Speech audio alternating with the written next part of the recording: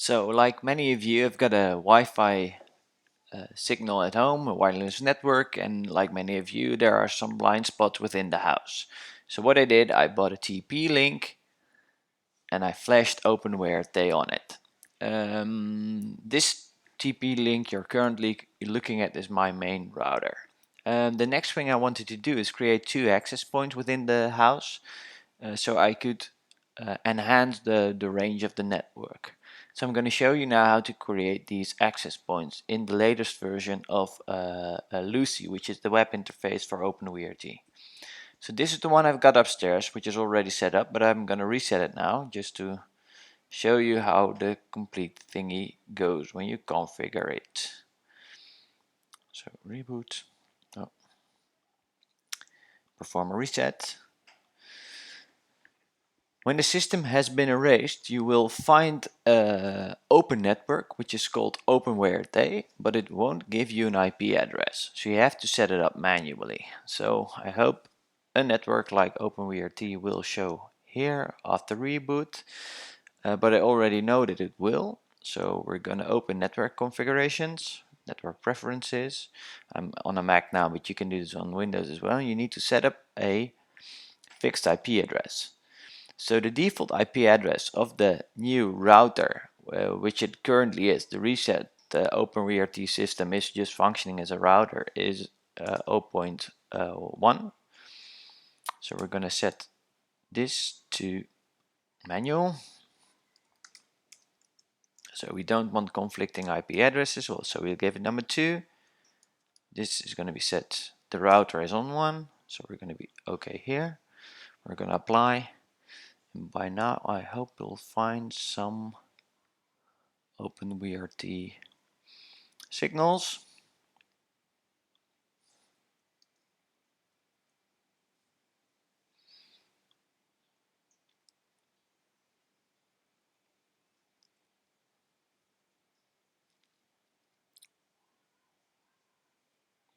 There it is.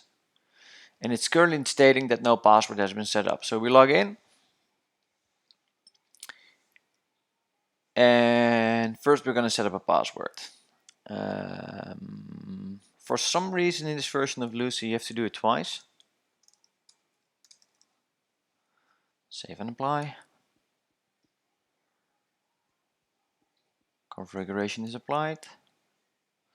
And now we are going to go to interfaces. You'll find multiple interfaces here. We won't have to reset the password twice, by the way. We'll throw away these two because we won't be using them. Then we'll edit the LAN settings. Currently the IP address is 1.1, but we want to set it up as a router, as an access point. So my main home network has a 10 range, and 10.1 is the address of the main router, and I'm going to configure this one at 10.4 because that's a free space. I'm going to give it the gateway, so the gateway is the IP of the router, my main router in the house. Then I'm going to disable DHCP. DHCP is this system that gives out the IP addresses. I'm going to press save and apply. So now the thing will apply the changes and restart, and if I'm right, it's going to be, we can now find it at 10.4. Just give it a second to show up again. 10.4. It's not there yet. I'm just gonna see if it shows up.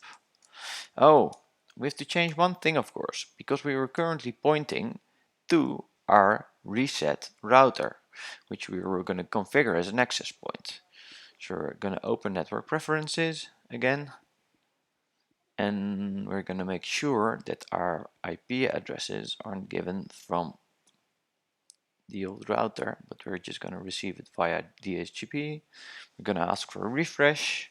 Then here we'll see we get a, it won't refresh via DHCP. Let's just set it up like this. Via DHCP, renew the release, apply. Yes, there it is. So we're now on the Sun network again. My main router is giving out IP addresses, and if I'm right, we can find the OpenWrt system on 10.4. There it is. We're gonna give in the password. What we've done now is that it functions as a regular access point. The only thing we still need to do is disable the firewall, which is done on the startup sequence. So if I disable it here, enabled, disabled, it will function as a regular access point. It will be repeating its own Wi-Fi signal, which is currently that it's OpenWrt, and we don't want that. We want this to repeat our wireless network. So we're going to enable this. You will now find that I've got one main network device functioning as a router. So this one is giving out IP addresses. I've got one access point set up already, which is another one. The router is giving out an SSID called Sun, and this one is giving us out an SSID which is called Sun as well.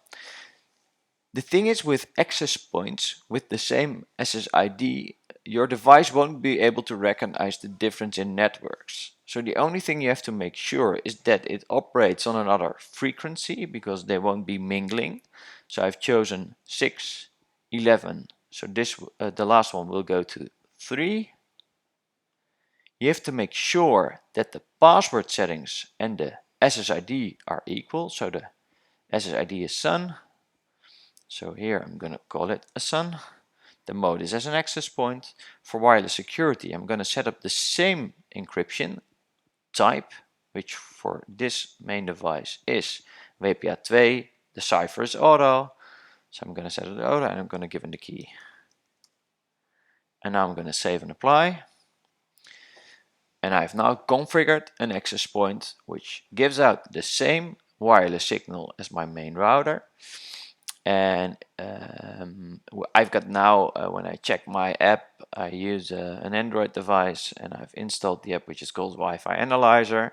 I will now find 3 Wi-Fi signals, one from the main router, one from the device in my living area, which is operating at channel 6, and I find one device which is operating at channel let's see, channel 3. Maybe channel 3 wasn't the best option. If I look at my Wi-Fi settings now, they are overlapping a little, so I'm going to even put it down to 1. And this may be a strange thing, but this one's transmitting from the bedroom from one of the kids. And since this is quite a strong Wi-Fi signal, and I don't need that much of a strong Wi-Fi signal at my upper level, I'm gonna tone the milliwatts down a little bit, just to make sure. We don't know exactly what the research says. It isn't near to a bed, but I still want it to tone down at least a little. So I'm gonna press save and apply, and we're done.